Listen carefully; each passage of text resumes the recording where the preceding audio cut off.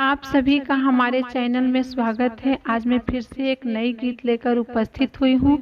अगर मेरी गीत आप सबको अच्छी लगे तो प्लीज़ मेरे चैनल को सब्सक्राइब कर दीजिएगा, वीडियो को लाइक कर दीजिएगा। मैं इसी तरह से नए नए गीत लेकर आती रहूँगी। अगर हाँ आपकी कोई फरमाइश हो तो आप मुझे वो भी बता सकते हैं। मैं आपकी फरमाइश पूरा करने की पूरी कोशिश करूँगी।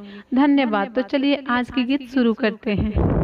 पतरी कामरिया हो बेटी गोरे मुखड़ा, पतरी कामरिया हो बेटी गोरे मुखड़ा, आमा के गोदिया हो बेटी पसारे रोदाना, आमा के गोदिया हो बेटी पसारे रोदाना, कैसना होई है आमा ससुर आंगना, कैसे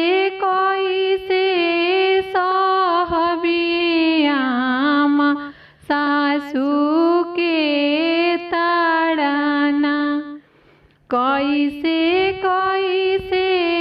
सहबी आमा सासू के ताड़ना, जेल जैसन होला ए बेटी ससुर आंगना, कैदी जैसन सही है बेटी सासू के ताड़ना, कैदी जैसन सही है बेटी सासू के ताड़ना, पतरी कामरिया हो बेटी गोरे मुखड़ा, पतरी कामरिया हो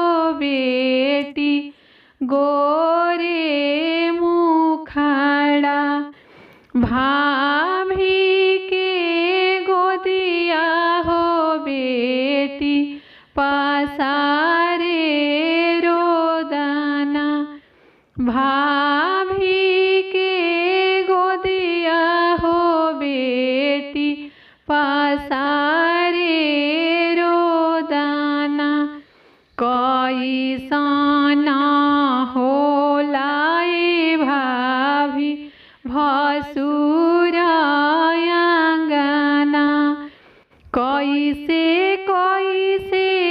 सहबी भाभी गोतिनी के मेहाना, कैसे सहबी भाभी गोतिनी के मेहाना, कोट जैसन होला ए ननद भसुर के आंगना, मुजरिम जैसन सुनी है ननद गोतिनी के मेहाना, मुजरिम जैसन सुनी है ननद गोतिनी के मेहाना, पतरी कामरिया हो बेटी गोरे मुखड़ा, दीदी के गोदिया हो बेटी पसारे रोदाना, कैसना होला ए दीदी देवर आंगना, कैसे के हम सहबी दीदी ननद के घर जैसन होला ए बहिनी देवर के आंगना। चिड़िया घर जैसन होला ए बहिनी देवर के आंगना। दर्शक जैसन देखी है बहिनी ननद के नखरा। दर्शक जैसन देखी है बहिनी ननद